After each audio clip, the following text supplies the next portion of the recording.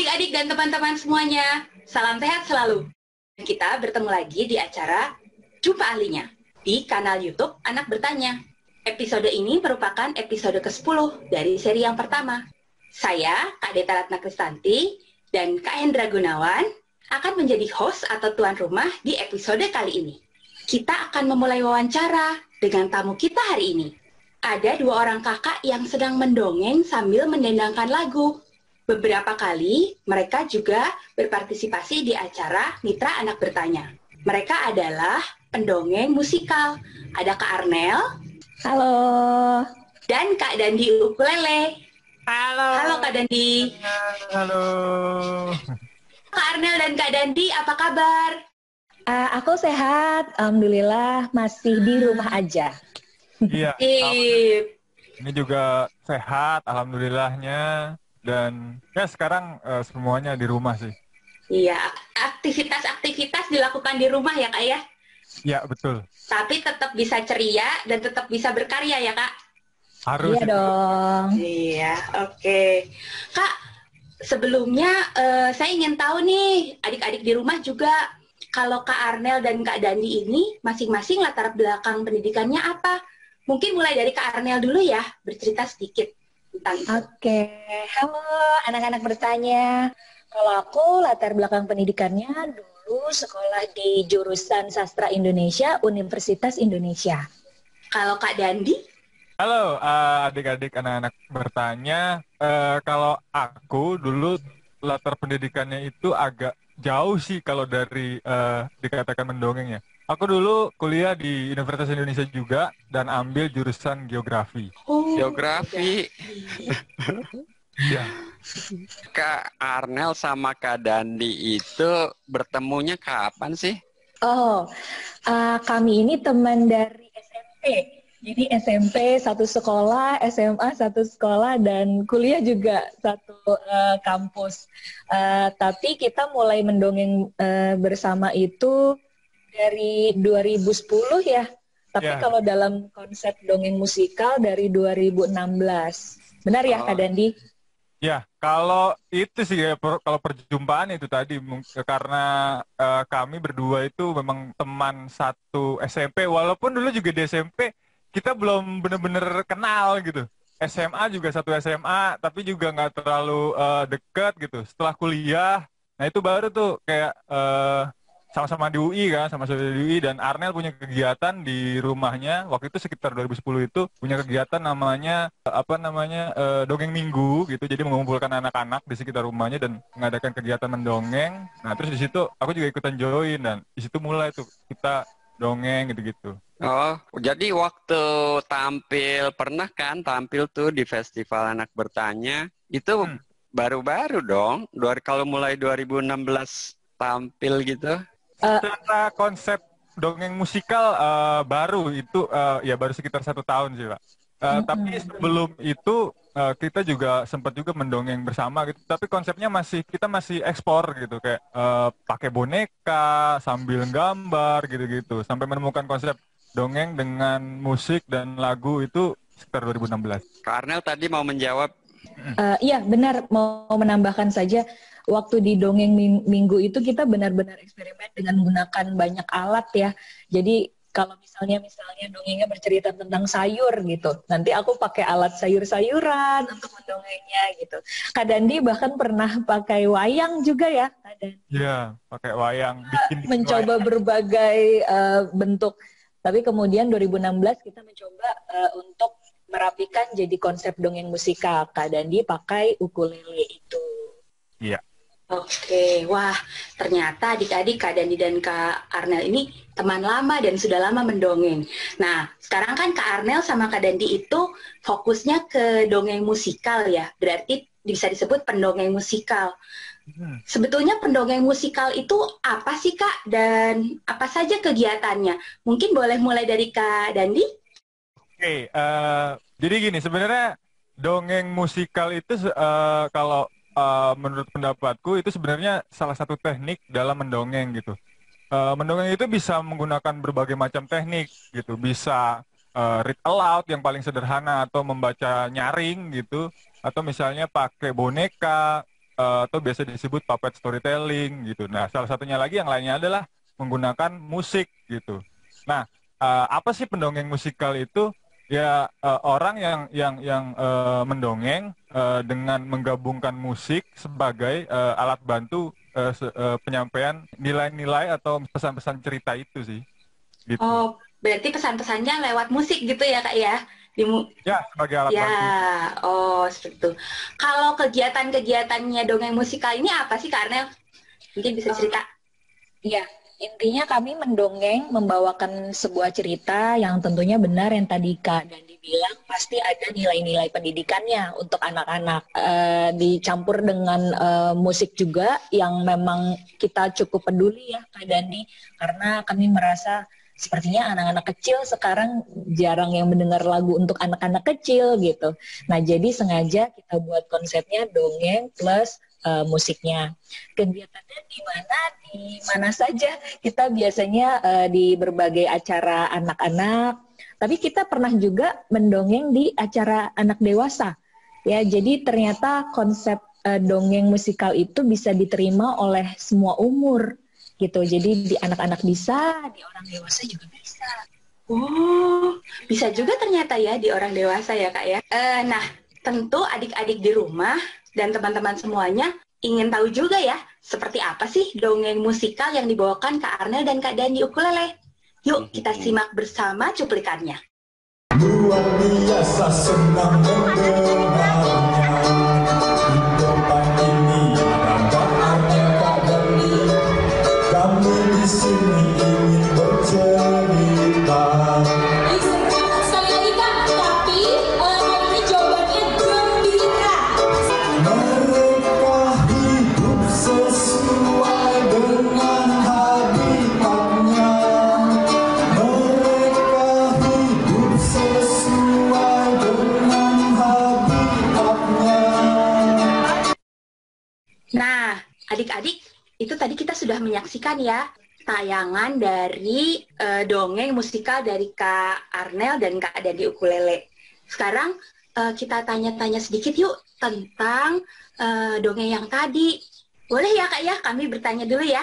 Boleh dong. Nah, Boleh. tadi itu sebetulnya dongengnya tentang apa sih Kak? Agak lupa, tapi tentang habitat ya kalau tidak salah. Habitat, betul. Iya. Tentang habitat.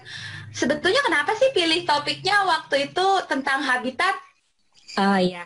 Waktu itu kami mempertimbangkannya, ini kan untuk acara Festival Anak Bertanya. Terus pernah waktu itu Pak Hendra juga share bahwa banyak anak-anak yang punya keingintahuan yang besar terhadap sains. Nah, terus aku dan Kak Dandi berdiskusi, kayaknya seru nih kalau kita membawakan tema sains. Nah, tapi apa ya gitu. Pengennya juga yang ada hubungannya dengan dunia binatang juga gitu. Dan akhirnya, wah kayaknya kita bikin cerita tentang bahwa binatang itu hidup itu sesuai dengan habitat-habitatnya. Jadi semua ada fungsi di setiap tempat tinggalnya, kayak gitu. Dan aku buat ceritanya, Kak Dandi buat lagunya, gitu. Oh, nah. Saya mau tanya nih, Kak Dekta, itu Ya, gimana?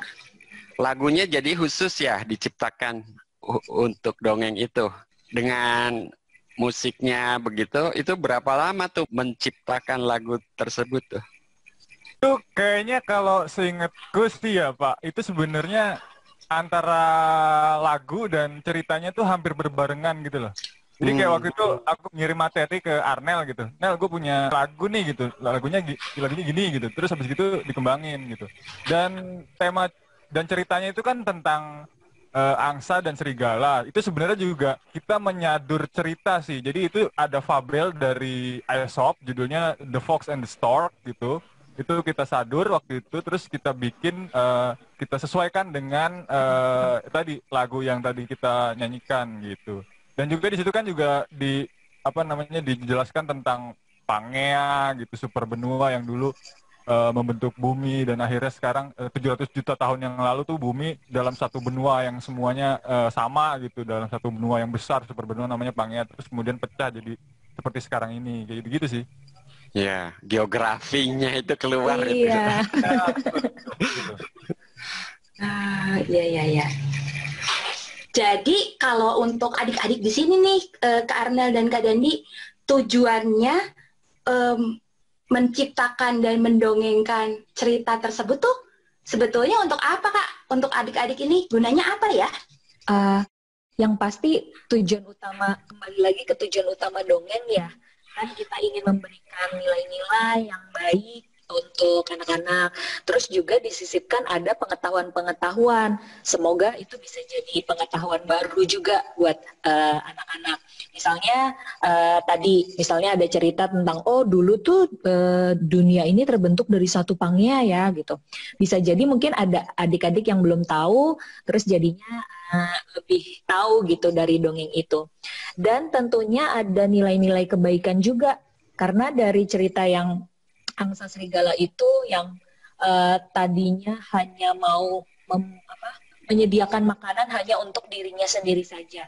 Terus akhirnya si binatang yang lain mau berbagi. Jadi kita juga mengajarkan nilai-nilai bahwa berbagi itu baik loh, kayak gitu. Jadi sekali lagi, jadi dongeng itu pasti akan memberikan nilai-nilai kebaikan dan juga ada pengetahuan yang kita sampaikan buat anak-anak gitu. Oh, gitu ya. Kalau dari Kak Dandi ada tambahan nggak, Kak? Nah, mungkin ini bisa cocok juga nih Kak untuk kondisi kita sekarang ini yang sedang belajar dari rumah dan segala macam dari rumah gitu kan. Nah, dengan cara dongeng ini mungkin bisa digunakan oleh orang tua gitu juga, atau adik-adik bisa minta ke orang tuanya ketika belajar di rumah gitu kan, ajak orang tuanya untuk juga ikutan belajar gitu. Nah, caranya dengan apa? Minta orang tuanya untuk mendongengkan adik-adik semua gitu. Karena dengan mendongeng itu juga bisa digunakan seperti yang tadi Kak Arnel bilang gitu. Itu bisa digunakan untuk media pembelajaran adik-adik semua gitu. Untuk menanamkan nilai-nilai kebaikan, terutama untuk orang tua menanamkan nilai-nilai kebaikan kepada anaknya. Walaupun caranya mungkin bisa bermacam-macam. Yang kami tampilkan itu adalah dengan cara dongeng musikal itu tadi. Yang sudah aku bilang juga di awal tadi, teknik mendongeng itu banyak gitu, dan silahkan dipilih dan mungkin bisa bermanfaat di kondisi sekarang kita saat ini. Kak Dandi, itu ukulele tuh kayak gitar gitu ya? Adik-adik mungkin ada yang belum lihat tuh ukulelenya. Ukulele, iya itu betul kayak yang ada di belakang aku ini nih. Jadi Kasih tunjuk ukulele Kak itu, Dandi. oke, mau diambilin ya, bentar ya. Ya, Ya. Oke, ini ukulele ya. Nah, ini ukulele. Ukulele ini tadi seperti bilang sama Kak Endra tadi, ini mirip sama gitar, cuma bedanya kalau gitar itu kan senarnya atau dawainya itu ada 6. Kalau ini cuma 4 gitu.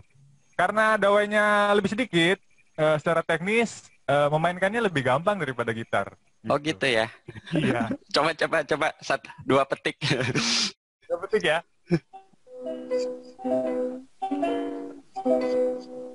Oke.